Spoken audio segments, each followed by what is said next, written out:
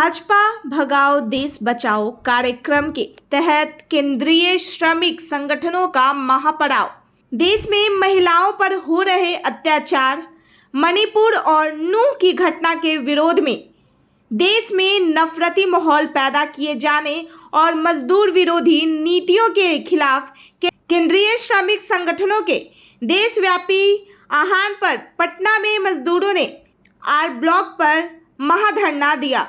देश में पूरा एक पॉलिटिकल मोबिलाइजेशन हो रहा है और आप देख रहे हैं कि भाजपा और नरेंद्र मोदी की सरकार के खिलाफ पूरे देश में विपक्षी दलों की एकजुटता बन रही है और विपक्षी दलों की एकजुटता के लिए जो मंच इंडिया के नाम से बनाया गया है, मंच बनते ही मोदी तिलमिला गए हैं, बौखलाहट में आ गए हैं और आज उनकी प्रतिक्रिया आप देख रहे हैं।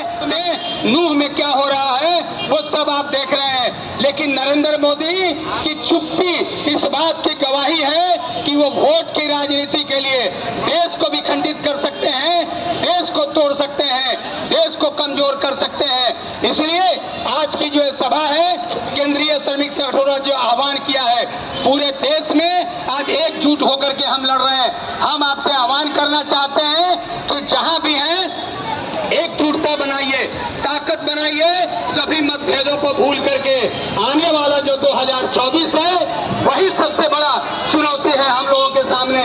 जितना मोबिलाइजेशन हम लोग कर रहे हैं, जितनी ताकत बढ़ा रहे हैं, उसका एक ही मकसद है, इस सरकार से कोई उम्मीद नहीं कर सकते हैं, इस सरकार से न्याय के बारे में बात नहीं कर सकते हैं, इस सरकार से लोकतंत्र की पद्धति को आगे बढ़ाने के बारे में बात नहीं कर सकते हैं।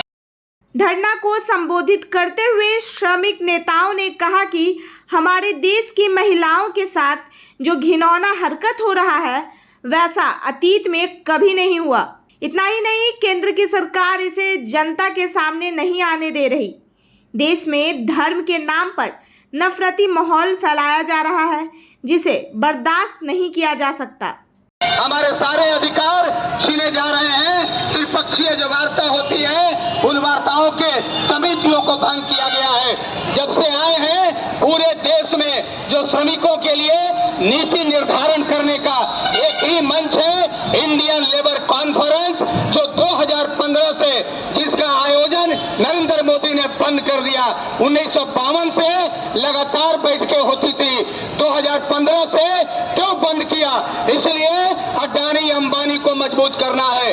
पार्लियामेंट में जब सवाल उठा अडानी के खिलाफ कि 20,000 करोड़ उनके नकली और जो फर्जी कंपनियां हैं वो 20,000 करोड़ रुपए कहां से आए, किसके हैं, मोदी को जवाब देना चाहिए।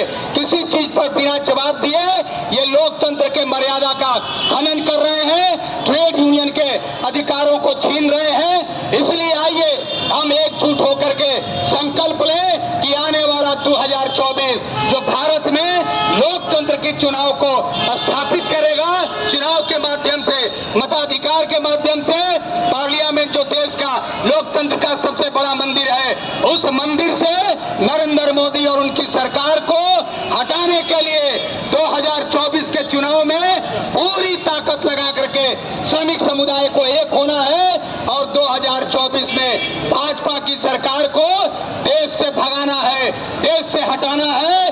भाजपा हटाओ, देश बचाओ का नारा देना है। नरेंद्र मोदी हटाओ, लोकतंत्र बचाओ, ये नारा देना है। इस सरकार को हटाओ और मजदूरों की ताकत को बढ़ाओ। इस संकल्प के साथ हम आगे बढ़ेंगे और आपसे यही कहेंगे कि केंद्रीय श्रमिक संगठनों की एकजुटता बनी रहे। बता दें, देश को बचाना है तो भाजपा को हटाना होगा। महापड़ाव का नेतृत्व करने वालों में एटक के गजनफर नवाब, सिट्टू के गणेश शंकर सिंह, अनूप कुमार, इंटक के चंद्र प्रकाश सिंह, नगर निगमियों के नेता जितेंद्र कुमार सहित सैकड़ों लोग शामिल थे।